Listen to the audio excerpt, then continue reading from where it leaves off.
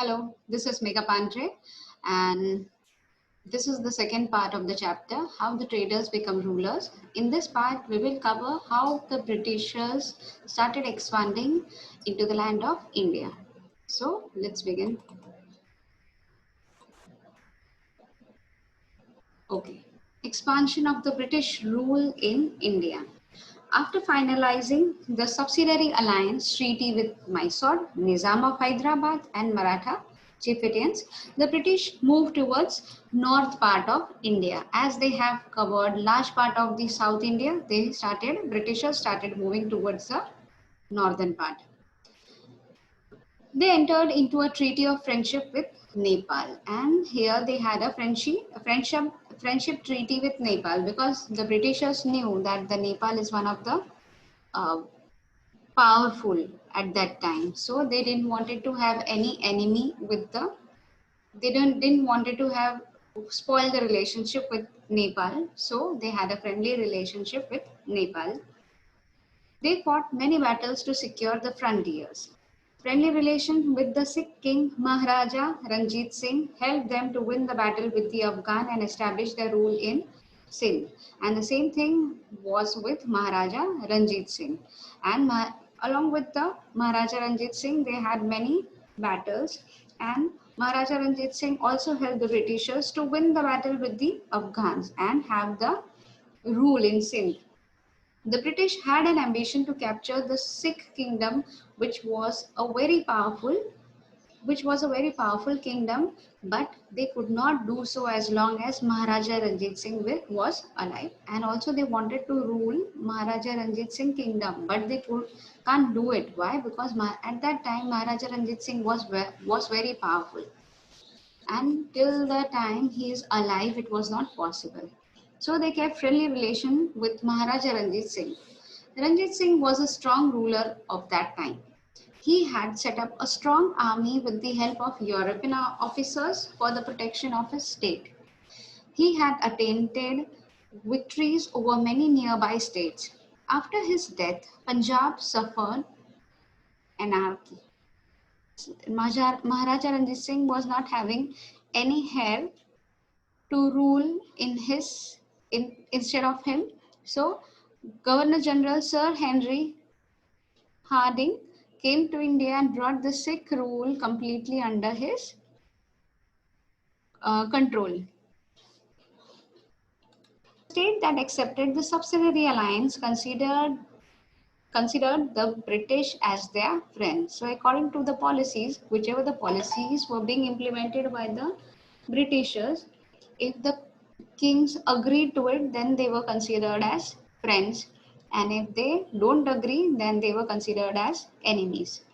Eventually, in the absence of internal and external threat, they become irresponsible and their administration started deteriorating. The outcome of the conspiracy of the British was anarchy. Now, according to this anarchy system, that they also didn't wanted the same system to continue. That after the death of the father, the son will rule over that particular kingdom. So they annexed many states under the same excuse. Thereafter, Burma, now Myanmar, and region of Punjab were also annexed. If the king died without a king, if the king died without a son, his state was annexed. In this way, Satara, Jhansi, Nagpur, etc. became the victim of the policy of annexation. So, under this policy of annexation, under this policy, they used to annex the kingdom of if a king died without any heir. Dalhousie aimed at helping the British traders to make huge profit from the trade of tea and coffee and cotton by capturing the areas that produce these commodities on a large scale. Those areas which were being produced in a large scale was being annexed by the Britishers. To consolidate the British rule in India and to run the administration smoothly, many changes were introduced by Dalhousie in India. So these changes was for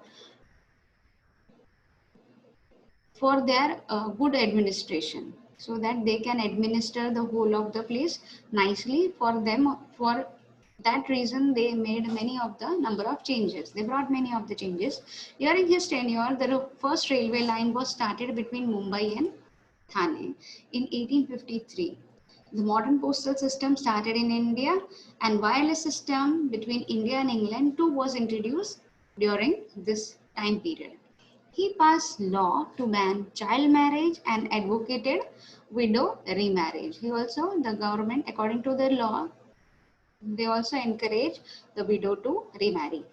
English education spread in India during this time, and during this time only they have encouraged um, English education by developing many number of schools and colleges. The first three universities in India were established in Mumbai, Chennai, and Kolkata in the year 1857 CE. Thus, these reforms were basically for the expansion of British rule and ease in administration. So basically it was for the smooth administration of the British rule without any hindrance. Although Indians benefited later on, they had to suffer a lot with the introduction of British reforms. In the beginning, it was not being encouraged, but later on, the people have been benefited. Now, dissatisfaction of the people. Why the people were dissatisfaction of these number of changes? After the policy of subsidiary alliance, Dalhousie policy of annexation shook the whole nation terribly. The people didn't realize that according to these policies, the condition or the economic condition of the king will ruin. This resulted in the dissatisfaction among the people towards the British, and the people were very terrified according to the policies of British. You must have seen the film Kranti and Mangal Pandey. If you have not seen, and then try and see these movies, the British. The people were being dictated by the Britishers.